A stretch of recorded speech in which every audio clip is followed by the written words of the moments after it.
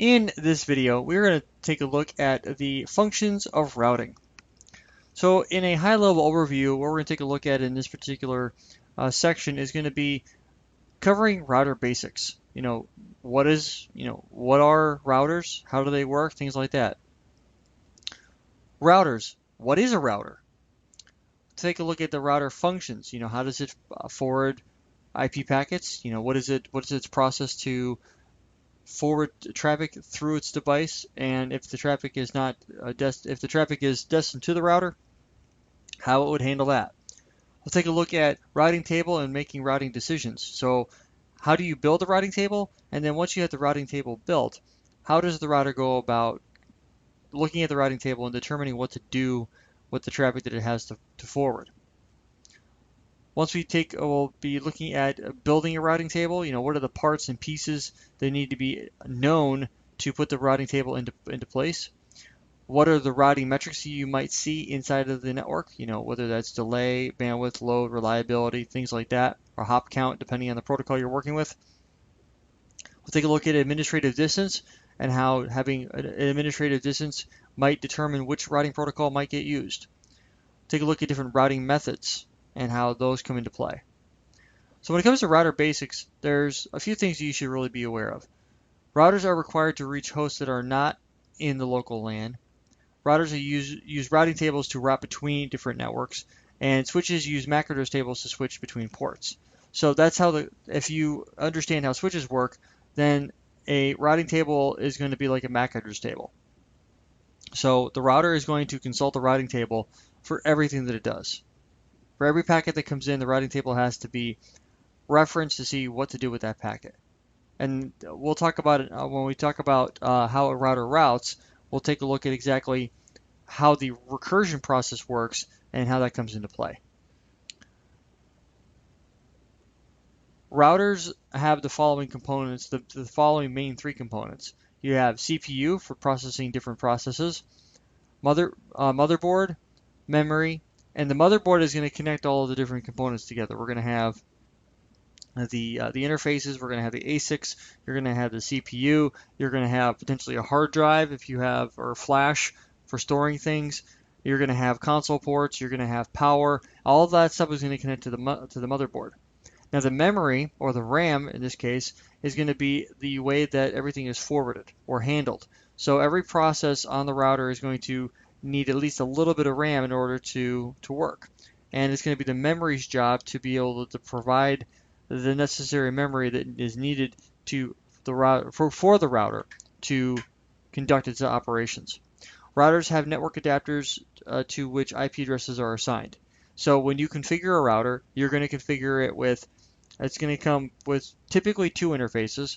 You're going to have one for inbound and one for outbound, or one for local, one for wide area.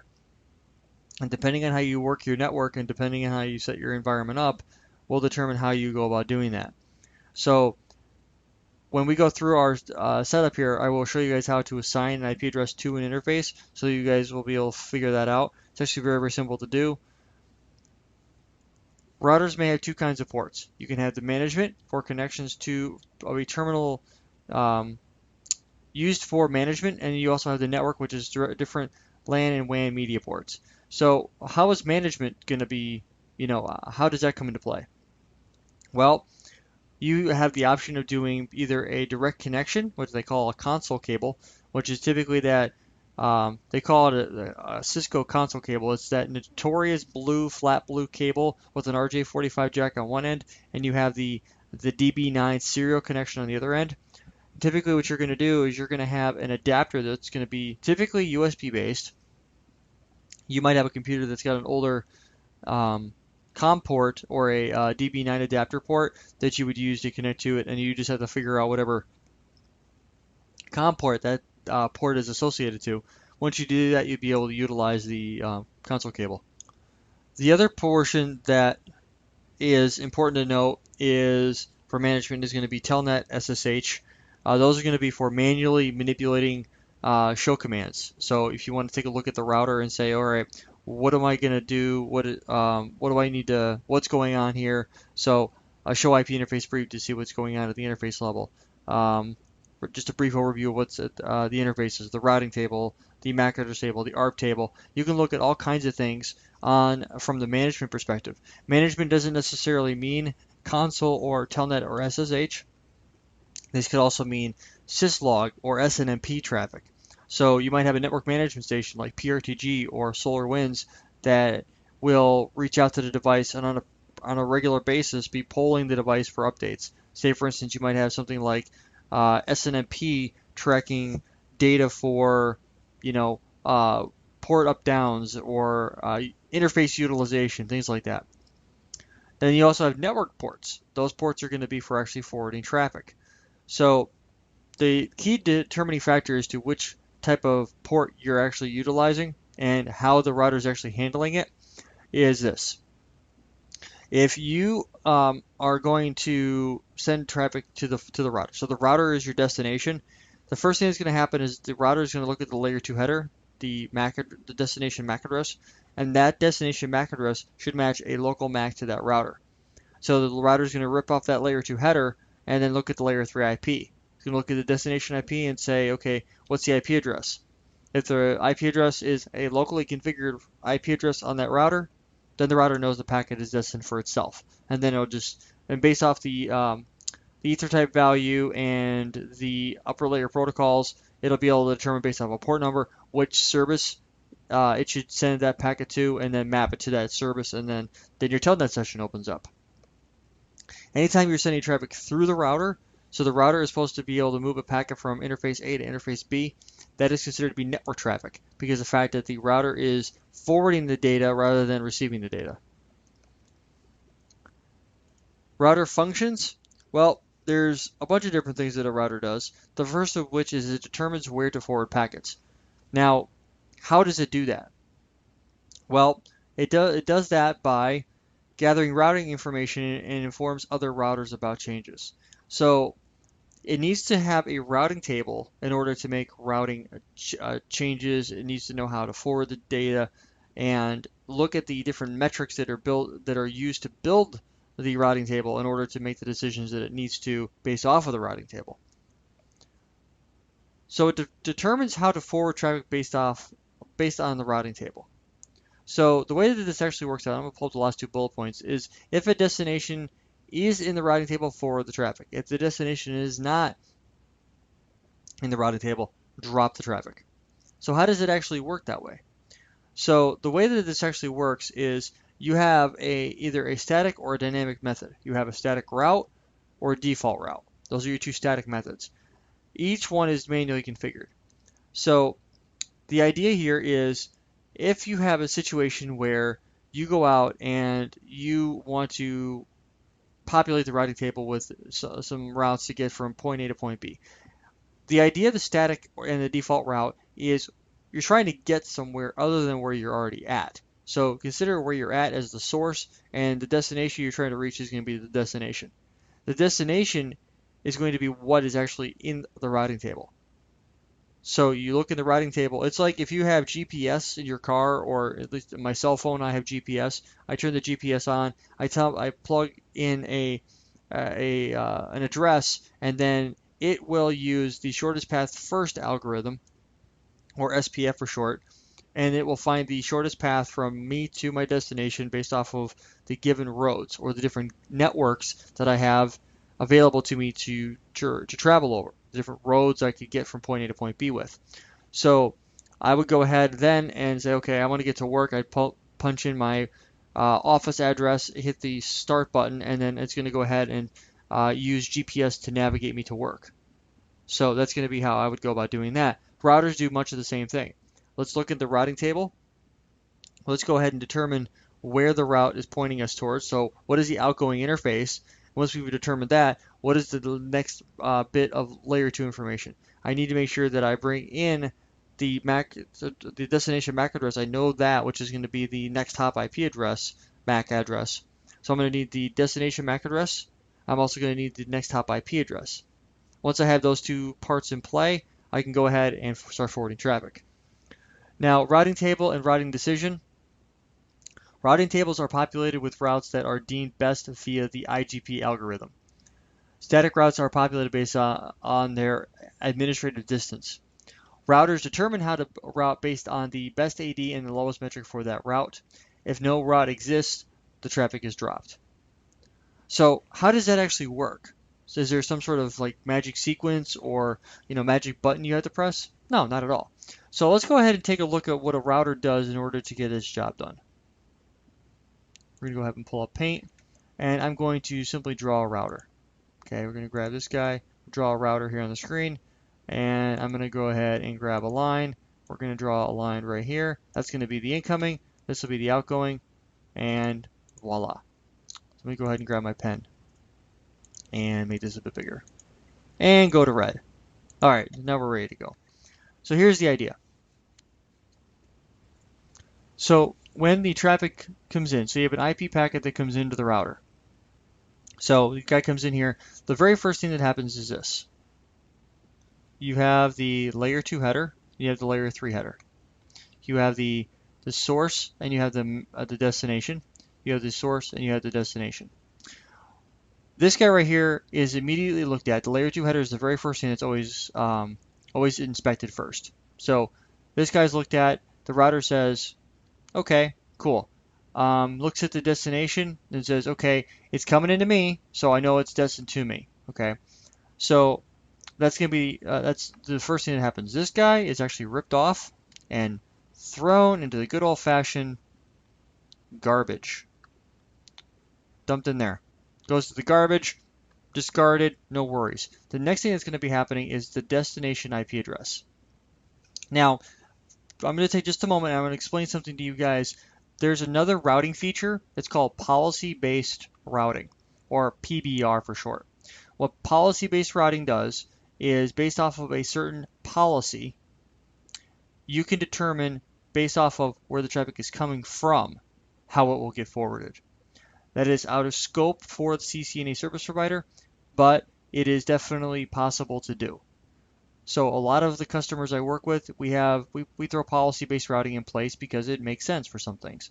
So if we want to guarantee, say you have a second internet connection here, you could use PBR to route all web traffic out this way, and then anything specific like VPN traffic that's destined for, let's say for instance, you've got some sort of, maybe SAP, or maybe you've got Citrix, or maybe you've got some other application, you could say policy-based routing to forward out this way.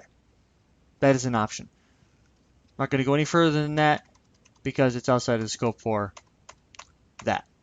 So the destination layer 3 IP address is looked up. So how does this work out? You have the routing table. The routing table is going to be built out like this. You're going to have let's say you've already got you have an Ospf route in the routing table. You're going to have the direction that's going to be going out plus the destination it's routing for. So say that you have another router over here, and you got this guy. You have these two routes over here. You got 10.1.1.0/24. You've got, this is router 1, this is router 2. Then you have, this is 12.0/30. And then you have 10.1.2.0/24. So I'm going to have a route in the routing table that says of 10.1.2.0/24, and I know it via 12.0.0.2 out fast 0/0. Okay, that would how the routing table would populate it, assuming these are all Ospf routers. And then what you would have is you'd have a local and a connected, which would be the 12.1, 12.0.0.1, and you'd have connected, which is be 12.0.0.0/30, something along those lines. And then the same thing would be over here on this guy. This guy would have 10.1.1.0/24, known by 12.0.0.1, out fast 0/0. And same thing with these connected routes here. So the idea here is router 1 would look in its routing table and say, well, where's the traffic going to? Well, the destination IP address is 10.1.2.10. So the router 1 is going to look in its routing table and say, okay, do I have a route in the routing table? Yes, I do. It's 10.1.2.0/24. I'm going to look at the MAC address, or I'm going to look at the IP address and say, okay, does that match? Sure, looks good enough. And then what he does now is he goes, all right, what do I got to do? Well, I know how to get I know the next hop IP address because it's 12.0.0.2. Now that I have that information, I need to know what interface to send it out. So let's say this is fast 0/1, this is fast 0/0. Fast 0/0 and fast 0/1. I'm going to go in here and I'm going to do what they call a interface switching. So what does this mean? I'm going to go in here and I'm going to do what they call Ceph, Cisco Express Forwarding. Now, what Ceph does, and based off the blueprint, I didn't see a whole lot regarding Ceph, but I'm going to talk about it here for just a moment. There's two different ways that you can do this. You can do it process switched, or you can do it Ceph switched.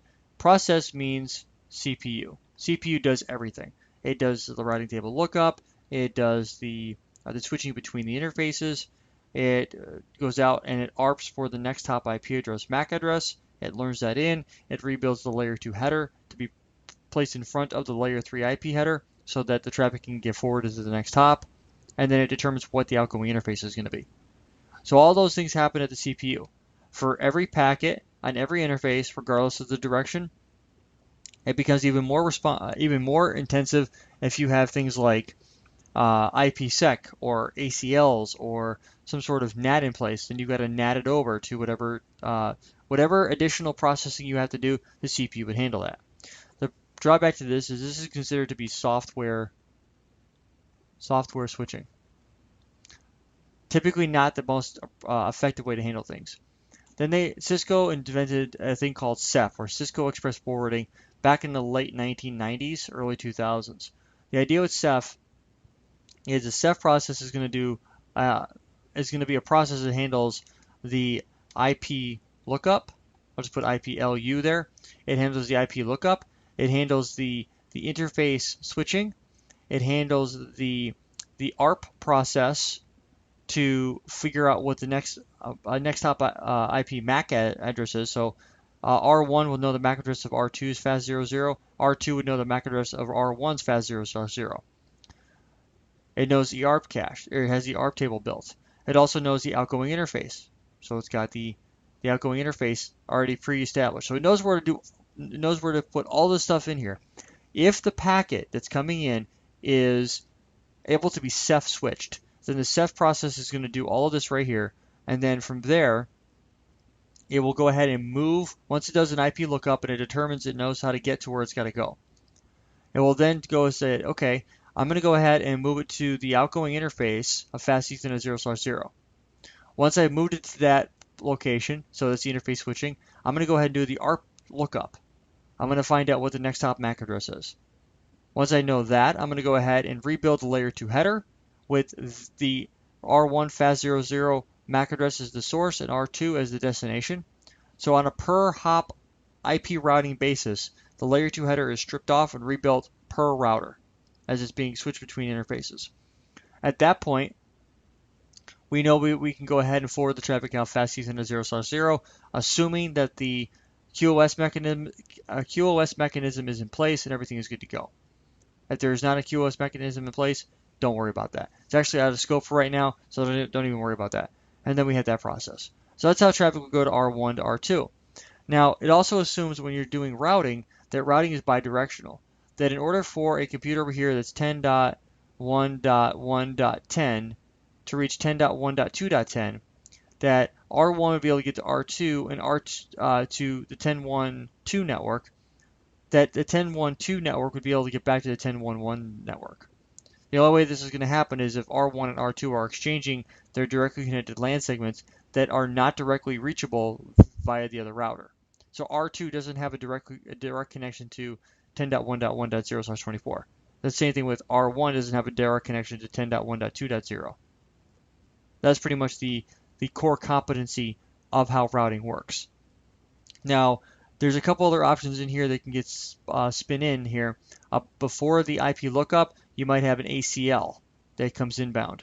After you do the interface switching and you do the Arp Lookup, you might have to do a NAT translation. And then you might have an ACL to go through. You might also have an IPsec match. So the NAT would be ruled out, depending on the situation. So those are all things that you might have to take into consideration as you're moving forward. So what about routing metrics? How does that come into play? Well, you've got 4 of them. 4 very popular ones. You're going to have the bandwidth, the delay, the hop count, and then you have the cost. Now, the way that this works out for you and I is it's important to understand what each one of these does. The bandwidth is going to be the bandwidth that is configured or inherited from the interface that's the router, the packet should be going out of. So the way that it works is this. Bandwidth is going to be a configured preset value in 99% of your cases, unless you have a situation where you need to downgrade the bandwidth for whatever reason. Maybe you've got some sort of traffic engineering policy that you're trying to route for. So the bandwidth is going to come pre-configured or preset. Actually, it comes in as what they call auto-negotiated. So if it's a gigabit interface, you're probably going to be 40 gigabit speed. Delay. Delay is going to be the forwarding capability option at the interface level. You know, how long does it take for the packet to get serialized? Things like that. So that's going to be a delay situation. Hop count, specific to RIP. So because RIP doesn't take into consideration any other metrics besides hop count, you can have 2 4-hop paths to the same destination. One might be 10 gigabit all the way there. The other one might be 1 megabit the entire way there. 2 extremely different forwarding capabilities. RIP will look at them as the same because they have the exact same hop count. So it will try to load balance across both connections. Then you have the cost. The cost is going to be something you can manually set at the interface level. However, the key factor here is Ospf uses cost, Eigrp uses bandwidth and delay, and RIP uses hop count. So remember those when you're going forward. We also have the administrative distance. The way to interpret this one is a little bit different than what we've seen before. So let me go ahead and take just a couple of minutes here and kind of explain administrative distance, because it's not a complicated methodology, but it does take a little bit of time to understand this. So let's take a look at this. So you have the route source. Let me flip over to red. It'll be easier for you guys to see and a little bit bigger. So you have the route source, which is this guy. You have the default administrative distance, and you have the trust. Now, what the administrative distance is basically is how believable is that route. So when I have a route, the first one is going to be connected. You can't get any better than that because it's directly connected to the router. A static route by default is going to take an AD of 1. However, this can be modified up to 255. And what this means for you and I, when you look at 255, is this typically means whenever you have an AD of 255 for anything, that means it's not going to be used. It's unknown or unbelievable. So static routes have an AD of 1 by default, which means that they're going to be preferred typically over anything else. So whether you have Eigrp, BGP, Ospf, doesn't make a difference. They're all going to think static routes are better. So you can utilize that.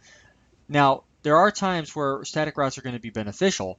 So, for instance, if you're doing dynamic routing, and then you have like a firewall that acts as your edge, and you want to go out and create a default route and then redistribute that static route into the routing protocol, you can do what they call redistribute static, and then that's going to bring in any static routes that you have, and then go from there. Now, they also have a thing known as a floating static. A floating static is going to be a static route that you configure that actually has a configured administrative distance higher than 1. And the reason why they call it a floating static route is because of the fact that if there is already an existing static route, so let's say, for instance, you had a router here, you had 2 exit points.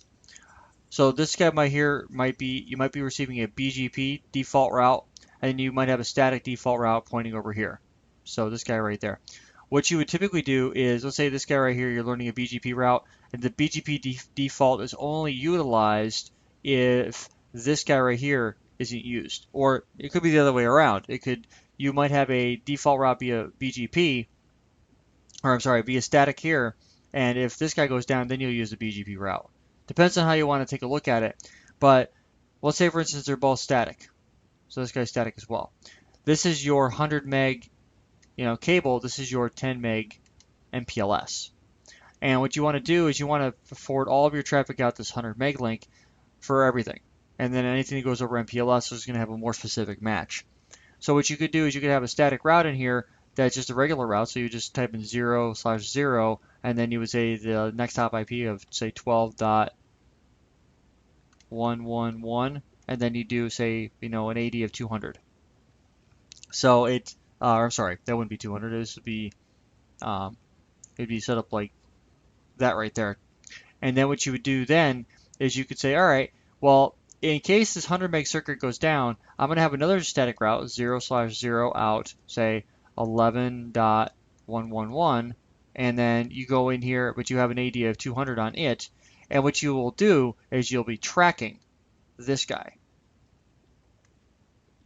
Now, what does tracking do? Tracking is going to track the reachability of something that is reachable out this interface. So typically what I track is I do an IPSLA instance, and what that does is I'm tracking, maybe I'm pinging Google. I ping Google every 10 seconds. As long as Google's reachable, then my IPSLA will be okay, which means that I can reach it. And then what I'll be doing is I'll be tracking the reachability of Google. If Google is reachable, then I know everything is good. This route stays in the routing table. If for whatever reason this guy goes down, there's an upstream failure or whatever, if Google is no longer trackable, or the IPSLA instance comes back as failed or can't reach it, or whatever the output is, then the tracking object will fail as well. And then what will end up happening is the track will pull this route out and inject this route in, and then traffic will go out this way. So they refer to this as auto failover. So this is pretty common in what I deal with every day. I do a lot of auto failover configuration because of the fact that the customer is buying MPLS service from us, and they want to utilize our BGP connections to the internet. Now you also have Eigrp Summary route is an AD of 5, and then the interesting thing about this is if you look right here where it says trust, all this really means to you and I is how believable is it. Now, depending on the protocol, you'll see that internal Eigrp is a default AD of 90, but external BGP is an AD of 20. Ospf is 110, ISIS is 115, RIP is 120, external Eigrp is 170, IBGP is 200. Anything above that is it doesn't have a dedicated AD at that point. So what I would do here is I'm going to, based off of administrative distance, if I have multiple protocols that are receiving the same route, the protocol with the best administrative distance is going to be installed in the routing table. Okay, so if I have EBGP to the internet, I'm going to choose EBGP over, Eigrp, which will show up as a D in the routing table. So if I have EBGP, I will prefer that path over something else. Now, same thing with Ospf. If I have an Ospf route and I have an Eigrp route, I'm going to prefer Eigrp over Ospf because of the fact that Eigrp is more believable. That just happens to be the weighting. You can configure these. Every one of these options is configurable to where if I don't want the static route to be the preferred path, I can have multiple static routes configured. And what they'll do is they'll go based off of the weighting. What is the AD per static route?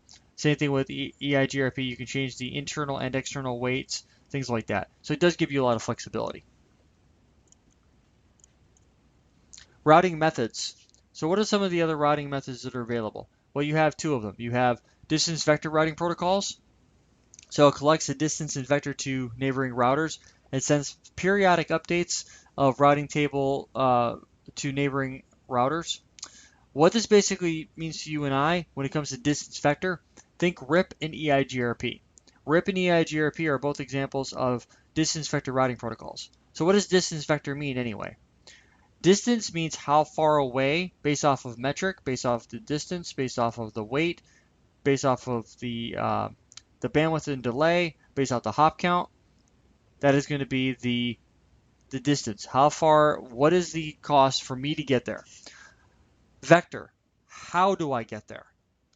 So if I have a vector of fast Ethernet 0/1, that is my vector. That is the direction in which I need to go to get to that particular route. The distance is going to determine how far, which path I take to get there. Now, link state routing protocols utilize a similar option and fashion where they create a network topology map and send event-triggered link state updates. So Ospf and ISIS are examples of link state routing protocols. Where link state comes into play, it's actually not link and then state, it's link state as one term. Where link state means they go based off of the state of the link. So there's going to be a couple of contributing factors. The bandwidth of the link is going to directly influence the cost of the route. So as long as the link state is good and up and operational, you should be able to use that link to forward traffic over. Now with Eigrp, RIP, and Ospf and ISIS, they all have one common thing in common. Actually, with Eigrp, Ospf, and ISIS, excuse me, RIP doesn't take this into consideration unless you're talking about hop count. Eigrp, Ospf, and ISIS, they all have one thing in common. If you go in and you manipulate the interface metrics, so the bandwidth, the delay, the cost, what that's going to affect is every traffic pattern that route might be used to forward traffic for. So what do I mean by that? What that means to you and I is if I have two paths to get to the same location, but I only want to prefer one, I could make one of the other paths either better or worse than the current selection. So the idea is if you have a particular situation where Eigrp, RIP, and Eigrp, Ospf, and ISIS all use the same path to get from point A to point B, that's okay. Let it do that. The key factor here is you can go in and on a per interface basis modify the interface statistics. The drawback to that is the interface statistics, so the bandwidth, the delay, the load, the reliability, the cost, the bandwidth, all those metric capabilities are what are used by those protocols to determine the best path. So if you go in there and manipulate something on a per link basis, you're effectively changing how that router is going to route for everything that would be going out that interface. That's the key factor to make sure you understand.